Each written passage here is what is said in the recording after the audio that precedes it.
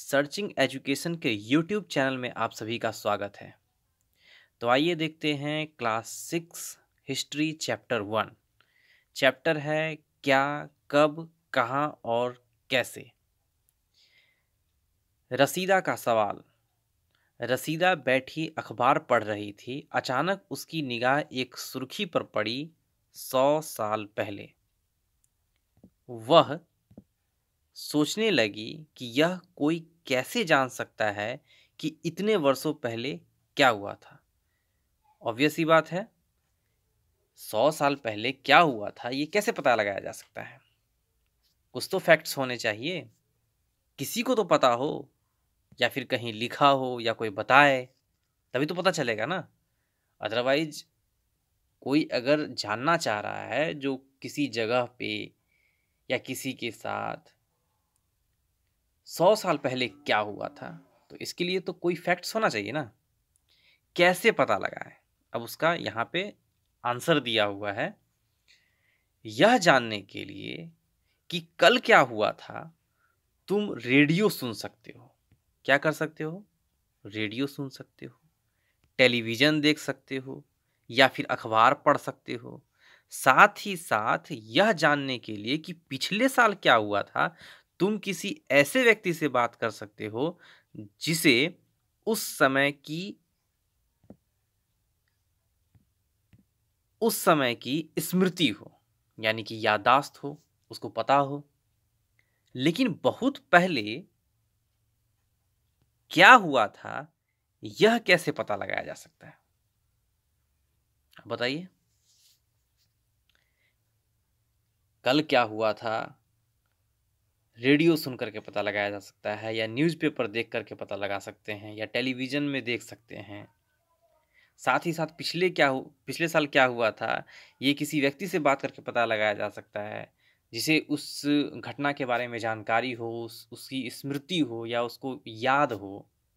लेकिन बहुत साल पहले, 100 200 500 साल पहले, इवन कि 1000 साल पहले क्या हुआ था ये कैसे पता लगाया जा सकता है? अतीत के बारे में हम क्या जान सकते हैं? अतीत, अतीत मतलब जो बीत गया उसे कहते हैं अतीत।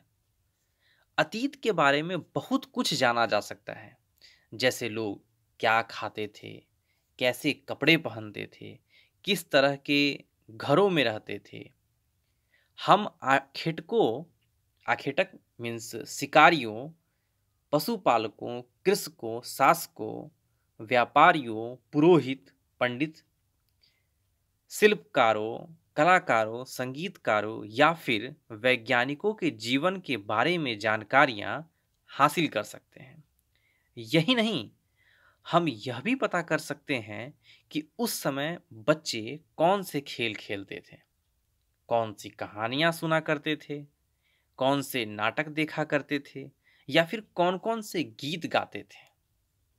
अतीत के बारे में हम इन सब बातों का पता लगा सकते हैं। बट हाउ, कैसे? आगे देखते हैं। लोग कहाँ रहते थे? क्वेश्चन ये है, लोग कहाँ रहते थे? मानचित्र एक पृष्ठ संख्या 2 पे दिया हुआ है, एक मानचित्र बना हुआ है। में नर्मदा नदी का पता लगाओ। तो देख लेते हैं, पेज 2 पे जाते हैं और मानचित्र 1 देखते हैं। ठीक है ना, ये आपका पेज नंबर 2 है। ठीक है, और ये हमारा मानचित्र है। तो इसमें आप नर्मदा नदी का पता लगाइए। साथ ही साथ मैं एक चीज़ कहना चाहूँगा, जब भी आप पढ़ने के लिए बैठें तो एटलस जरूर पास में रखें। ठीक है, या पॉलिटिकल मैप हो गया, ठीक है ना, इसको पास में रखें। एटलस है तो और भी बेहतर है, क्योंकि जब भी मैप की बात होगी, मानचित्र की बात होगी, तो आप आसानी से उसमें किसी जगह को सर्च कर पाएंगे, ढूंढ पाएंगे। ठीक है, अब जैसे बोला गया नर्मदा नदी, तो ऊपर से नीचे आइए, फिर लेफ्ट टू राइट जाइए और पता लगाइए कहाँ है नर्मदा नदी। तो आप देख पा रहे होंगे, ये रहा नर्मदा नदी। सेंटर में, ठीक है। और गंगा नदी यहाँ पे, ये सब महत्वपूर्ण नदी है, इनको इनके बारे में आपको पता होना चाहिए, ठीक है ना, कौन सी नदी कहाँ है, ठीक है ना। गंगा नदी हो गया, यहाँ पे हो गया ब्रह्मपुत्र नदी हो गया, ठीक है ना। सिंधु नदी, ये वेरी वेरी इंपॉर्टेंट है, इसको ध्यान रखिएगा। थार, ठीक है ना। उसके बाद गोदावरी नदी, और भी बहुत सारी नदी है। तो कहने का मतलब ये है, इन सब नदी को आप देखिए मैप में, और ये भी साथ साथ पता लगाइए जो किस स्टेट में है ये नदी, या फिर अगर वो नदी है तो किस किस स्टेट से होकर के गुजरती है। जैसे गंगा नदी सबसे बड़ी नदी है, ठीक है ना, ये बहुत सारे स्टेट से गुजरती है, तो इसको भी थोड़ा सा देखिएगा, ठीक है ना। आगे देखते हैं क्या बताया गया। मानचित्र 1 पृष्ठ 2 में नर्मदा नदी का पता लगाने के लिए बताया गया, तो पता लगा लिया गया। कई लाख वर्ष पहले से लोग इस नदी के तट पर रह रहे हैं, बहुत समय से रह रहे हैं, अभी भी। जैसे गंगा, जमुना, है ना, गोदावरी, महानदी, सब के पास बसे हुए बड़े बड़े शहर हैं, ठीक है ना। लेकिन इससे पहले भी रहा करते थे। यहाँ रहने वाले आरंभिक लोगों में से कुछ कुशल संग्राहक थे, जो आसपास के जंगलों की विशाल संपदा से परिचित थे। अपने भोजन के लिए वे जड़ों, फलों तथा जंगल के अन्य उत्पादों का यहीं से संग्रह किया करते थे। वे जानवरों का आखेट यानी कि शिकार भी करते थे, ठीक है। आगे दिया हुआ है, अब तुम उत्तर पश्चिम, ठीक है ना। उत्तर पश्चिम मीन्स ये दिशा हुआ, इस तरीके से आप प्लस का साइन बनाइए। नॉर्थ यानी कि उत्तर हमेशा ऊपर रखिए, ठीक है। नॉर्थ के अपोजिट में साउथ, राइट साइड में ईस्ट, और लेफ्ट साइड में वेस्ट। ये आपको हमेशा याद रहना चाहिए। ये क्या हुआ, उत्तर, ये हो गया आपका दक्षिण, ये हो गया आपका पूरब, और ये हो गया आपका पश्चिम। ये दिशा आपको हमेशा याद होना चाहिए। अब इसका मतलब ये नहीं जो आप जिस दिशा में बैठे हुए हों तो उसको आप कंसीडर कीजिए, नहीं। हमेशा आप एक ब्लैंक पेपर लीजिए और इस तरीके से प्लस का साइन बनाइए। ऊपर में आपका नॉर्थ रहेगा, नीचे में साउथ, राइट साइड में ईस्ट, और लेफ्ट साइड में वेस्ट। अब इसके अकॉर्डिंग अब आप अपनी दिशा को कंसीडर कर सकते हैं जहां कहीं भी आप बैठे हैं, ठीक है। इसी क्षेत्र में कुछ ऐसे स्थान हैं जहां लगभग 8,000, सॉरी, उत्तर पश्चिम की बात हो रही थी। अब तुम उत्तर पश्चिम की सुलेमान और किरथर पहाड़ियों का पता लगाओ।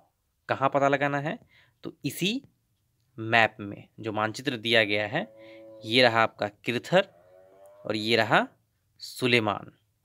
क्या बताया, पहले यहाँ पे देख लेते हैं बताया क्या गया। यहाँ बताया गया, अब तुम उत्तर पश्चिम, तो आप ही बताइए। जैसे मैंने प्लस का साइन बनाया, ये है नॉर्थ, और ये है आपका साउथ, ये है ईस्ट, और ये है वेस्ट। तो क्या बताया गया, उत्तर पश्चिम। तो ये है हमारा उत्तर और ये है पश्चिम। तो उत्तर पश्चिम तो यही होगा ना, ये वाला पार्ट, ये वाला पार्ट उत्तर पश्चिम होगा। ये वाला पार्ट कौन सा होगा, तो ये होगा पूरब दक्षिण, दक्षिण पूरब होगा। इसको दक्षिण पूरब आप बोल सकते हैं, पूरब दक्षिण बोल सकते हैं। इसे उत्तर पूर्व बोल सकते हैं, उत्तर पूर्व मध्य रेलवे कहाँ है, हाजीपुर, जिसका हेडक्वार्टर है। उसके बाद यहाँ पे आप साउथ यानी कि दक्षिण पश्चिम, इसको दक्षिण पश्चिम आप बोल सकते हैं, ये वाला। तो ये भी दिशा आपको ध्यान में रखना है, ठीक है। तो हमने सुलेमान और किरथर पहाड़ियों का पता लगा लिया। इसी क्षेत्र में कुछ ऐसे स्थान हैं, ठीक है, जहां लगभग 8,000 वर्ष पूर्व स्त्री पुरुषों ने सबसे पहले गेहूं तथा जौ जैसी फसलों को उपजाना प्रारंभ किया था। मतलब 8,000 वर्ष पूर्व, आप समझ सकते हैं इतना पीछे। सबसे पहले क्या किया था, स्त्री और पुरुषों ने सबसे पहले गेहूं और जौ जैसी फसलों को उपजाना प्रारंभ किया था। गेहूं मतलब जिसकी रोटी आप खाते हैं घरों में, ठीक है। मकई की भी रोटी बनती है, जौ की भी रोटी। जौ का बेसिकली क्या होता है, सत्तू लोग पिसा करके खाते हैं, ठीक है। जौ का इस्तेमाल आपने देखा होगा, अगर पूजा पाठ होता है आपके घरों में तो जौ का इस्तेमाल किया जाता है। तिल जौ पंडित जी जब बोलते हैं तो गेहूं और जौ जैसी फसलों को उपजाना प्रारंभ किया था सबसे पहले।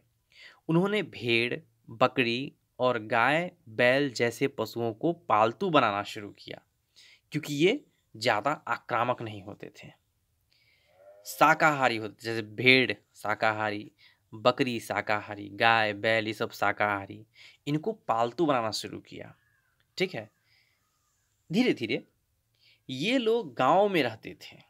उत्तर पूर्व में गारो तथा मध्य भारत में विंध्य पहाड़ियों का पता लगाओ। अब फिर उत्तर पूर्व की बात आ रही है,